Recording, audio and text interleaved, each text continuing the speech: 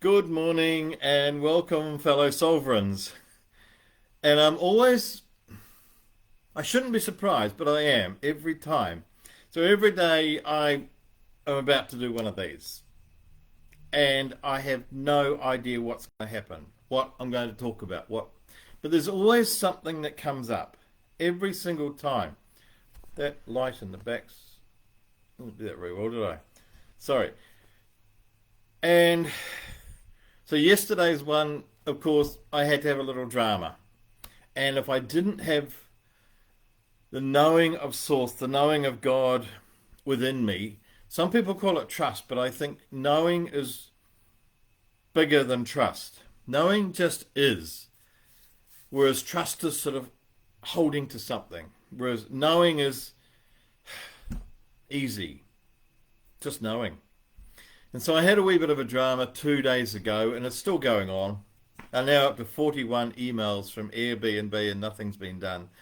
And I just got a chuckle. If it had been me 20 years ago, I would have been really stressed and angry and upset and blaming Airbnb and the world and the rest of it. And why me, why me, why me? It's in the last, especially since about 2000, I suppose, last 20 odd years, I've found source. Call it God, call it universe, call it universal something. I don't care what, because it's beyond words. And I know that when I step up to this medium, whether it's on my phone or on a computer here, and have no words to say, the moment the film starts rolling, so to speak, then something turns up. Or something will turn up half an hour beforehand or an hour beforehand. There's always something. And I know a friend of mine, Daryl, he builds limos. He's the first person in New Zealand to build limousines. He built them for a long time, and then others started doing it. But I think he's still doing it, and he's done everything from minis to Range Rovers to he's even converted a railway carriage into something else. He just loves taking transport things and turning them into other transport things much more glorious. And because that's his passion, because that's he wakes every day thinking, limousines basically. And so he cannot help but notice stuff to do with limousines. Every time he sees a new doorknob, whether it's on a house or a car, or a new shape for a roof, or a interesting kind of wheels or tires or something, it's like his scanner is always scanning for limousines and transport creations. And so he just cannot not do it because that's his interest. And the same with me as a writer. So often I will turn up at the page, as we say, turn up with a blank book, page, pen. What am I going to write today, God? And then somehow, away it goes. Because my focus is. So there's two things. One is I have a focus. My focus is writing a story today, say. And it's always there. I love writing, and I'm always seeing phrases and seeing sayings and sort of words that kind of are interesting or different or badly written or something. And because I'm constantly scanning for writing stuff, for words, songs and that, and a lot of songs I've taken, a line or whatever, and they're in my novels. And so when we have an interest, a passion, a focus, then right stuff turns up. So it doesn't matter what it is, whether it's knitting patterns or racing cars or I don't know, whatever it is, your passion, just turn up. Turn up at the page. And so I turn up at the page here. It's just a phrase that writers use of just turning up at the blank page knowing something will happen. And that's how Stephen King writes his books. He has no idea what's going to be presented to him each day. He turns up I think he starts writing at about 4:30 every morning. Turns up, has his coffee, has a smoke, and away he just lets it go. Whatever happens, and there, turn up all these books. And so what turned up for me today was, okay, step back. I had logically worked out something to talk about today. So that's, the Course of Miracles would call that working in my own strength. So that's, we do stuff in our own strength.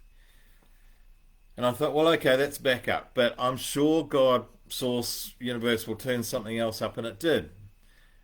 And sometimes these things aren't that logical. So I woke this morning to a dream that I've been having. And the dream was about, there was in a household, and there were several cats, and one of them was this tiny, it was tiny. It was smaller than any other kitten I've ever seen. It's like, I don't know. I'm trying to find something. There's a button here that it was tiny, and it was very fragile, and it was in a lot of pain, and it was very skittish, and it was running away from me. And I just eventually just grabbed it gently and held it in my hand and held it to my chest. And I just held it there. And it lay there.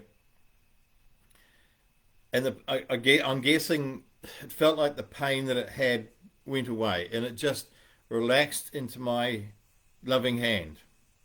And there were other cats walking around, kind of, if you like, nodding in a sense that this was the right thing to happen. So I had this tiny, tiny, injured, in pain kitten in my hand. And then, as dreams do, it transmuted. I was the kitten in the hand of God, in the hand of Source. And I realized that probably for the last couple of days, I've been trying to do everything in my own strength, as the Course of Miracles would say. And it's been a little bit testing. And so once I got to this beautiful place here, and probably my favourite part of Tauranga, where I have lived before, it's very familiar, I was exhausted.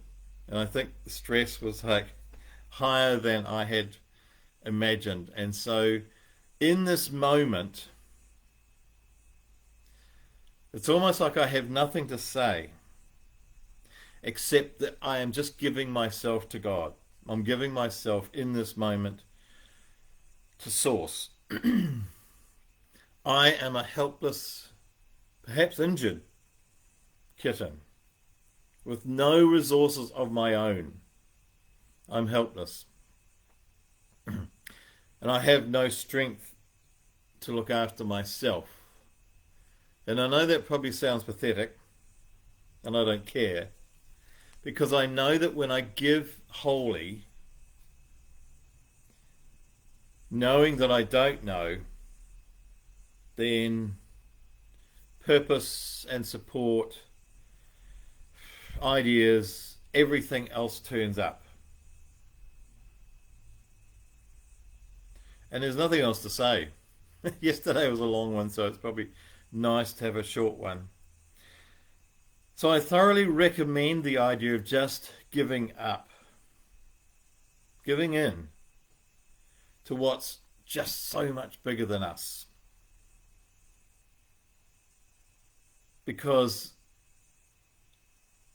as I've said before, and as many have said before, the first voice that we hear is the voice of ego, and it always speaks first, and it always speaks loudest, and it usually 99.999% of the time it tells us what could go wrong, what we shouldn't do, what we should avoid, and all of the things that are possibly going to happen, terrible things. And I know that's what happens, so I just know I can't eliminate that voice. I let it go and allow that quiet second voice, the still silent voice of Source, of God, and let that speak. And often there's no words.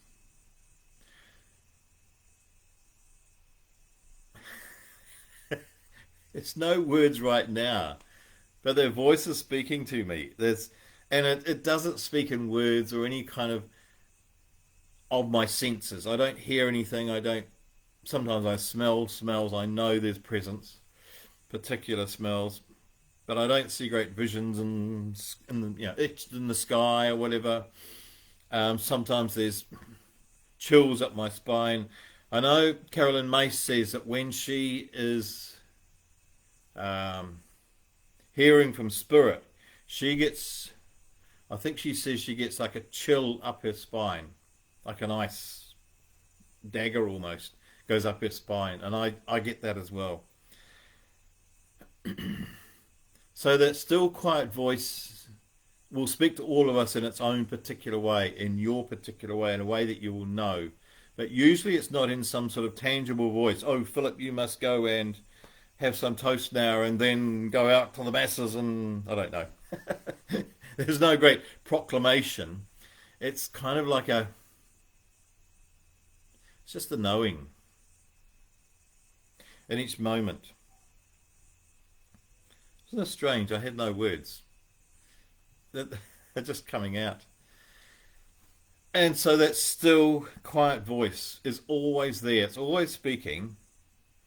And it's always overruled by the loudness, by the strident, negative ego voice. But it's always there. So we let the ego have its say, and then the quiet voice. And I still, in this moment, I feel like I'm this tiny, helpless, this pure white kitten in this huge, loving hand that could just so easily crush me, but it couldn't. It's just only wants to love and support and hold me. And so today I'm being a kitten, helpless, knowing nothing, with no resources of my own, and all the resources are provided by these loving,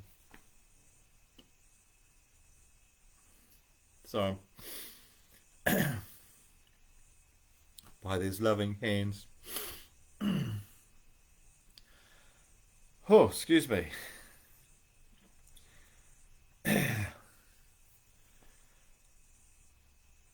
So I wish you, what do I wish you? I wish you peace, obviously. I wish everyone peace all the time. But I wish you the knowing that you are always held, you're always supported, no matter how helpless it feels. Source is always there, and you are always in it, in those beautiful, supportive, loving hands. Gosh, I feel really going to cry. So I wish you that. It is there, but I wish you the knowing of it. We're always in the hands of Source. But I wish you the tangible, in some way, knowing of it.